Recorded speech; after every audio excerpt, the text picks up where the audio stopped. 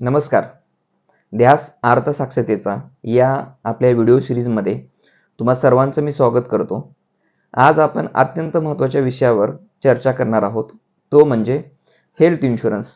सध्याच्या परिस्थितीमध्ये आपण किती अमाऊंटचा मेडिक्लेम घेतला पाहिजे, कुठल्या कंपनीचा घेतला पाहिजे, त्याचे बेनिफिट काय, क्लेममध्ये काय अडचणी येतात, हे सर्व विषय आपण व्यवस्थित डिस्कस करणार आहोत.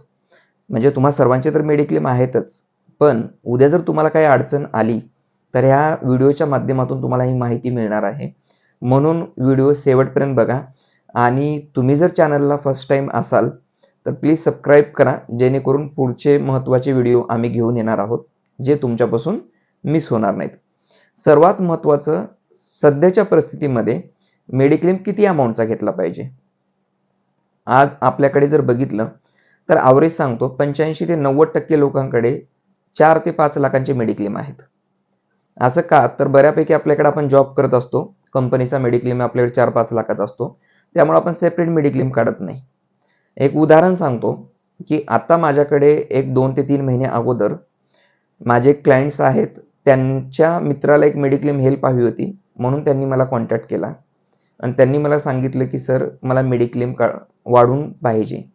ज्यावेळेस मी त्यांना विचारलं त्यावेळेस त्यांनी सांगितलं की माझा ऑफिसचा मेडिक्लेम 5 लाखाचा होता आणि त्यामध्ये आम्ही सहज एक दिवस ब्लड रिपोर्ट चेक करण्यासाठी गेलो. त्यावेळेस त्यामध्ये त्यांच्या कुटुंबामध्ये एका व्यक्तीला ब्लड कॅन्सर निघाला आणि त्याचा जवळजवळ खर्च जो आहे तो 15 ते 18 लाख रुपये चाललेला आहे. आता एक्झिस्टिंग तर मेडिक्लेम 5 लाखाचाच आहे कंपनीचा, वरची अमाऊंट कुठून मॅनेज करणार.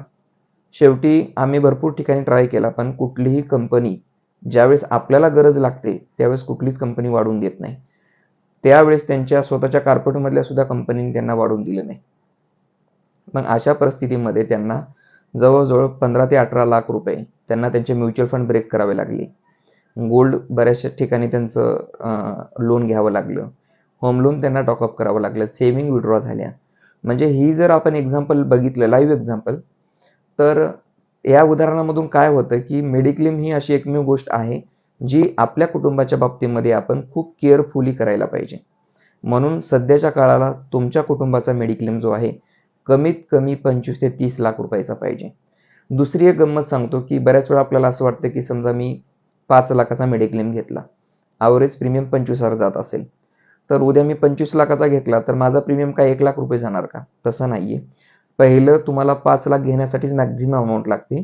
नंतरचे जे तुम्ही 5-5 लाख रुपये इन्क्रीज करता तिथं हार्डली प्रीमियम तुमचा 3 ते 4 हजारांनी वाढतो. म्हणजे जास्त पैसे एक्स्ट्रा जात नाहीत. या पद्धतीनं सध्याच्या काळाला आपला मेडिक्लेम कमीत कमी 25 ते 50 लाख रुपयाचा पाहिजे. जनरल कंडिशन सांगतो काय काय बेनिफिट मिळतात हे तुमच्या माहितीसाठी म्हणून. अपघाती पहिल्या दिवसापासून कव्हर होतो. म्हणजे तुम्ही जर मेडिक्लेम आज काढला तर डे 1 पासून तो कव्हर होतो. 30 दिवसानंतर dengue, malaria, typhoid, corona virus, cancer, heart disease हे कव्हर होतात.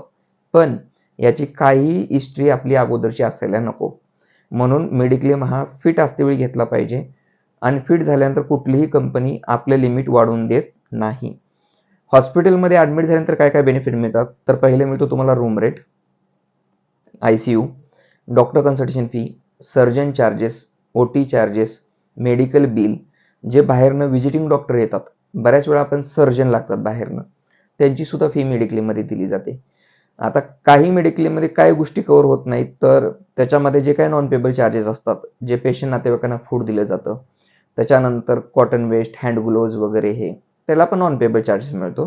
ते कुठलीही कंपनी पे करत नाही. बाकी सर्व तुम्हाला मेडिक्लेममध्ये कव्हर केलं जातं. एवढंच नाही, ॲडमिशनच्या 60 दिवस अगोदरचा जो काही खर्च असतो त्याच्यामध्ये आपण सोनोग्राफी असेल, एक्सरे असेल, CT स्कॅन असेल, MRI असेल, त्यामुळे हे सुद्धा खर्च मेडिक्लेममध्ये दिला जातो. कारण असं कधीही होत नाही एखादा व्यक्ती डायरेक्ट गेला आणि त्यांनी डायरेक्ट ऑपरेशन केलं. पहिला आपण काही रिपोर्ट, लॅब टेस्ट करतो. म्हणून हे 60 दिवस अगोदरची जी काही बिलं आहेत ते सुद्धा तुम्हाला सांभाळून ठेवणं गरजेचं आहे. एवढंच नाही, डिस्चार्ज झाल्यानंतर 90 दिवसापर्यंतच्या ज्या काही गोळ्या औषधाचा खर्च असतो तो सुद्धा खर्च कंपनी देते. त्याची बिलं व्यवस्थित तुम्हाला ज्या मेडिकलमधून तुम्ही मेडिकल घेताय तिथे तुम्हाला विथ स्टॅम्प सहित त्याची बिलं घेणं गरजेचं असतात. काही डिसीज असे आहेत की ते 2 वर्षांतर कव्हर होतात. त्याच्यामध्ये किडनी स्टोन असेल, पाईल्स असेल, हार्निया असेल, अपेंडिक्स असेल, नाक, कान, डोळा, घसा, सांधेदुखी, ब्लड क्लॉटिंग असेल, रक्ताच्या गाठी होणं, हे आजार त्या मेडिक्लेम पॉलिसीला 2 वर्षानंतर कव्हर होतात. त्याच्यामुळं जसं मी सांगितलं की मेडिक्लेम हा फिट असतेवेळी आपण घेतला पाहिजे.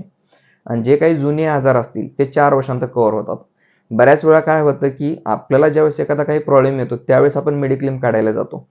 पण एक वास्तविकता मी तुम्हाला सांगणार आहे. ज्यावेळेस तुम्हाला मेडिक्लेमची गरज असेल त्यावेळेस कुठलाही मेडिक्लेम तुमच्या फायद्याचा होत नाही. म्हणजे नवीन पॉलिसी तुम्हाला काढता येत नाही, कारण त्याच्यामध्ये इमिडिएटली समोरच्या कंपनीला तो मेडिक्लेम द्यावा लागतो. म्हणून आपण ज्यावेळेस मेडिक्लेमची गरज नसेल, म्हणजे ज्यावेळेस तुम्ही फिट असाल त्यावेळेस तुम्ही तुमचं लिमिट वाढवून घेणं गरजेचं आहे किंवा चांगल्या अमाऊंटची मेडिक्लेम पॉलिसी करणं गरजेचं आहे. आता हे झाले बेनिफिट. आता आपण बघणार आहोत कुठल्या कंपनीची मेडिक्लेम घेतली पाहिजे किंवा मेडिक्लेम घेतेवेळी आपण काय गोष्टी बघणं गरजेचं आहे. सर्वात महत्त्वाचं, त्या कंपनीचे नंबर ऑफ टाय-अप हॉस्पिटल किती आहेत हे आपण चेक करणं गरजेचं आहे. हे का गरजेचं आहे? समजा उद्या आपण जर विथ फॅमिली एक इंडियामध्ये ट्रॅव्हल करत असेल, राजस्थान, MP या साईडला वगैरे, तर तिथे जर समजा काही मेडिकल इमर्जन्सी आली तर आपल्याला इमिडिएटली हॉस्पिटल मिळालं पाहिजे. कारण आपण ट्रॅव्हलमध्ये कुठेही 5-10 लाख रुपये कॅश घेऊन फिरत नाही. म्हणून सर्वात महत्त्वाचं काय तर नंबर ऑफ किती हॉस्पिटल आहेत हे बघणं गरजेचं आहे. दुसरं महत्त्वाचं, त्या कंपनीचं TPA आहे, थर्ड पार्टी असेसमेंट, का सेल्फ क्लेम सेटलमेंट टीम आहे, हे बघणं खूप गरजेचं आहे. तिसरं महत्त्वाचं, त्या कंपनीचा क्लेम सेटलमेंट रेशो काय हे बघणं खूप गरजेचं आहे. ह्या 3 गोष्टी बघूनच आपण मेडिक्लेम घेतलं पाहिजे. चौथं महत्त्वाचं, तुमच्याकडे आता मेडिक्लेम पॉलिसी आहे, सर्व गोष्टी आहेत, क्लेम आल्यानंतर काय करणं गरजेचं आहे. मी तुम्हाला इथे 2 चांगल्या महत्त्वाच्या गोष्टी सांगणार आहे. सर्वात महत्त्वाचं, तुम्ही ज्या एरियामध्ये राहताय त्या एरियामध्ये तुम्हाला त्या कंपनीचे टाय-अप हॉस्पिटल कुठले आहेत हे माहिती असायला पाहिजे. बऱ्याच वेळा अडचण काय होते की आपल्याला त्या कंपनीचे टाय-अप हॉस्पिटल माहिती नसतात. आपण कुठल्याही हॉस्पिटलमध्ये जातो, ॲडमिट होतो आणि मग ते रिम्बर्समेंट घेणं, बिलं वगैरे तिथं आपल्याला त्रास होतो. म्हणून मेडिक्लेम पॉलिसी घेतेवेळीस तुम्ही त्या समोरच्या व्यक्तीला विचारू शकता की माझ्या एरियामधल्या टाय-अप हॉस्पिटलची लिस्ट द्या, आणि ज्यावेळेस तुम्हाला कधी अडचण होईल तिथं तुम्ही डायरेक्ट कॅशलेसला ॲडमिट होऊ शकता. म्हणजे तो तुमचा पूर्ण क्लेम जो आहे तो कॅशलेस प्रोसेसमध्ये होईल. दुसरी प्रोसेस येते की मेडिक्लेममध्ये रिम्बर्समेंट. ठीक आहे, एखाद्या वेळेस इमर्जन्सी आहे, कॅशलेस हॉस्पिटल तुमच्या जवळ नाही आहे, तर त्यावेळेस तुम्हाला आता नवीन जो IRDच्या नियमाप्रमाणे 24 तासाच्या आतमध्ये तुम्हाला इंटिमेशन द्यावं लागतं. बऱ्याच वेळा आपलं काही कारणास्तव इंटिमेशन देणं होत नाही आणि मग तिथे आपल्याला क्लेमला अडचण येते. ही गोष्ट लक्षात ठेवली पाहिजे.